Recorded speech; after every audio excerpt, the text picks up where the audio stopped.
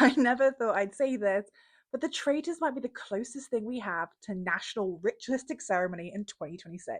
It isn't a religion, but it definitely leans into the pagan drama, ensuring our 1 hour attendance 3 times a week. The church, frankly, should be taking notes because ceremony is everything. There's robes, rituals, dramatic gasps, and a castle full of backstabbing Brits who think they can all spot the truth. Sounds familiar? Like most of the country, I fully support defunding the BBC until two things happen. Eurovision, yes, I know, they have a problem. And the other is the Traitors. So, yes, I'm inconsistent in my watching habits, but I'm not alone. Over 6.9 million of you tuned in on New Year's Day, proof that we are seeking something. Not just the drama, or the cloaks, not even the owl. We're hungry for something real, something that makes sense, something that feels like we're not completely lost. And it enthralls practically the whole country. Because the Traitors isn't about murder, it's about luck, it's about trust, and ultimately playing the game laid out before you. It's about looking someone dead in the eye and thinking, are you lying to me? And knowing that they probably are, and not being able to prove it. And then second guessing yourself because what if you become the problem? What if now you are the drama? The show is Scooby Doo meets The Crucible meets group therapy that you didn't sign up for. We've had the fireworks, we've had the hangovers, and now we're in the soft reboot of a new year. And then, just in time for Epiphany, the Traitors returns to give us our first communal moment of 2026. We're in the season of revelation, the divine plot twist. So, yes, it's very on brand for modern Britain. Because let's be honest, we are desperate for that moment, that clarity, that spiritual oh. But in real life, we're emotionally exhausted. Because truth isn't handed to you by Claudia Winkleman in a cape. It gets filtered through feelings, trauma, algorithms, podcast apologies, and subtweets. Even saying the truth out loud feels risky because it depends on who's saying it and under what spotlight. Truth has been chewed up and rebranded as your truth, my lived experience. This tweet is out of context. This is satire. What are your sources? It's like we've flattened everything into one version of the truth. And if your truth doesn't fit the main narrative, you're either cancelled or misinterpreted into oblivion. So we all turn to a game. Because the Traitors has become one of the only places where you're allowed to say, I know what's real, I know who's lying, I know how I feel, and I can see the facts. And no one calls you a bigot, or a conspiracy theorist, or even a bad friend. It's a safe space to play with truth, in a world that made the truth feel like a liability. Because in real life, the liars don't get banished. They evade jail for mental health issues. Some of them get elected. They might trend, they might podcast, they might get given leniency for cultural differences, or their human rights might matter more than the victims. But worst of all, sometimes they do actually win. We don't just watch The Traitors for entertainment. We watch it because it's the last place where truth has a beginning, a middle, and a dramatic reveal. Where deception has rules. Where betrayal has consequences. In the end, we know it's a game. Meanwhile, the real world is a complete mess. We don't trust the press, we don't trust our MPs, and we don't even really trust each other because everyone's just wearing a cloak now, but it's just digital. Westminster no longer feels like a seat of power. It feels like the final round table, and not one of them is a faithful. They all just voted to shield themselves. And we weren't even allowed to cast a vote. Traitors! Traitors everywhere, and not a drop of moral conviction in sight.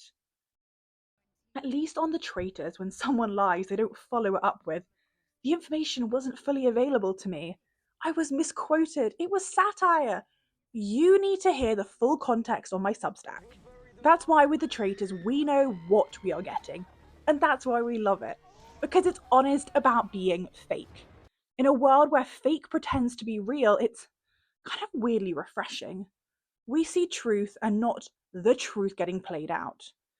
The Traitors win not only by dividing, but by manipulating. by creating an atmosphere where reason feels dangerous, where feelings are treated as fact, and fact is treated as weirdly suspicious. The scary thing is that it isn't just playing out in the castle, because we can see it playing out everywhere, on social media, in politics, in everyday life. We've become so reactive, so afraid of being wrong, so desperate to look right to everyone that we've forgotten how to look at the facts, to ask questions without turning them into accusations or conspiracy theories. It's not divide and conquer anymore, it's manipulate and conquer. And so many of us are enthralled by the drama and see the fun of a TV series, but do we even realize that we're living in the very same game? We respect the game of the traitors because we understand it. The masks eventually come off and the twist is revealed. You know who lied. You know who won and why. Because Epiphany at its heart is about enlightenment. So whatever your politics, left or right, we are desperate for reality, for honesty, for something or someone that cuts through the fog. Every journalist, every commentator, every back bedroom TikTok sleuth wants to be the one who finds the truth. And some of them actually do. Some lean into the rage bait, yeah, and some just rewrite the facts to fit the modern mood. Like the historical rewrite of Richard Taylor, who I've spoken about before, and I will put a link in the description in case you haven't seen it. But that's the thing, we can't agree on what the truth is. We're in 2026, and for some of us, we're still circling that age-old question of what is a woman? The answer, for the record, in case anyone is still confused, is anyone whose pulse spikes to the sight of Colin Firth as Mr. Darcy.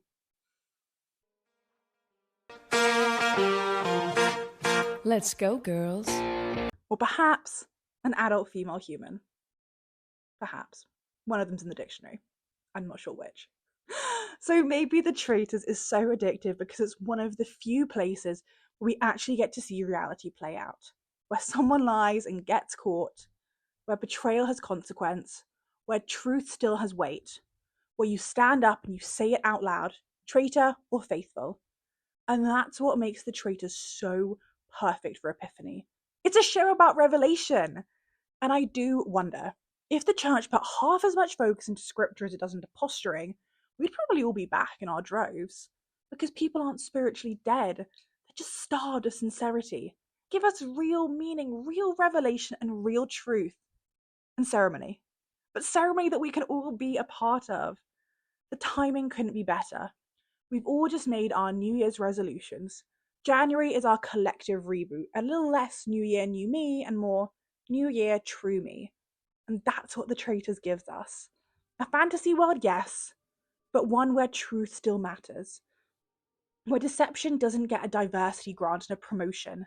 Where you can actually see the liar, and they don't get to tweet their way out of it.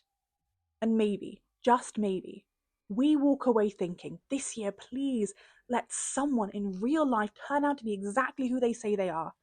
No spin, no mask, no plot twist. Just a faithful in faithful clothing. So happy New Year. And let me know what you think about all of this below. I mean, are you watching The Traitors? Do you want the faithful to win? Or are you secretly rooting for the chaos of these traitors? And if you've watched it all before, who has been your favourite traitor to date? Also, please don't forget to think about having a like and subscribe. I mean, it really does help me out. I promise, absolutely promise you, there is no treacherous behaviour here, just faithful conversation. Thank you so much.